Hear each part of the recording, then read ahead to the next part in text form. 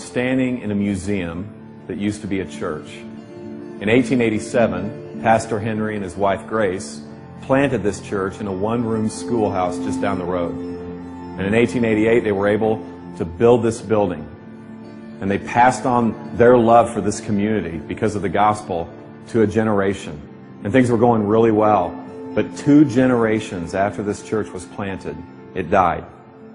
And you can see the pictures behind me of the faithful members of this congregation. And many of them lie in the graveyard behind the church. This church had a man crisis. It was men who made this church come alive, and it's probably men who caused this church to die. In churches, when men stop investing in younger men stop caring. That's probably what happened to this church.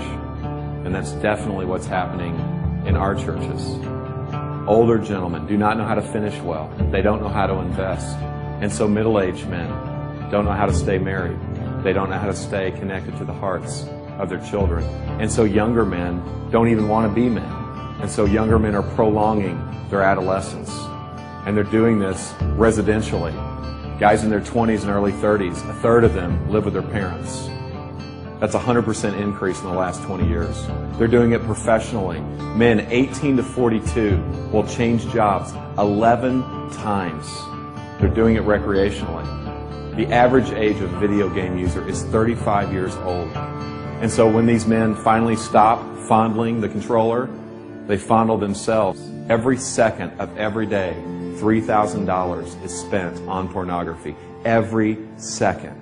We need better men, which means we need better pastors.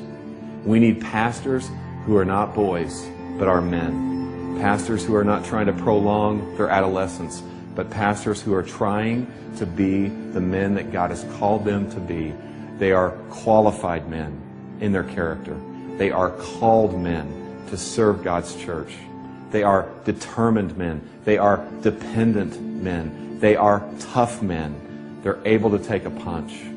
They're able to handle circumstances.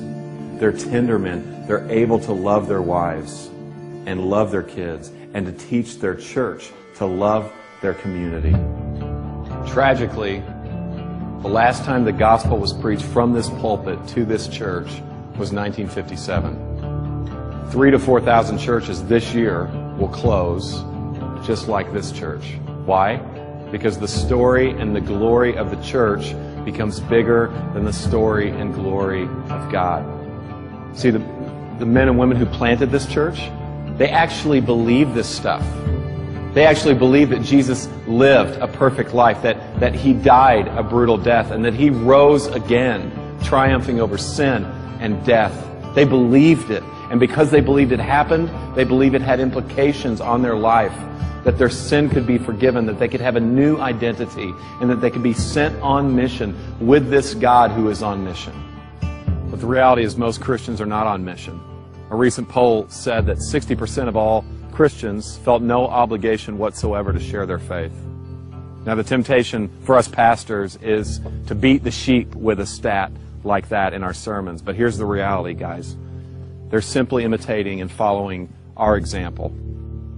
We need a glimpse of the God who is on mission. My friend Dave was meeting with a consultant who asked him this question.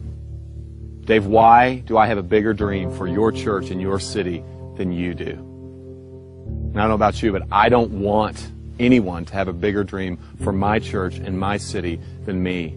And I don't want to build a museum. I want to be a part of a movement.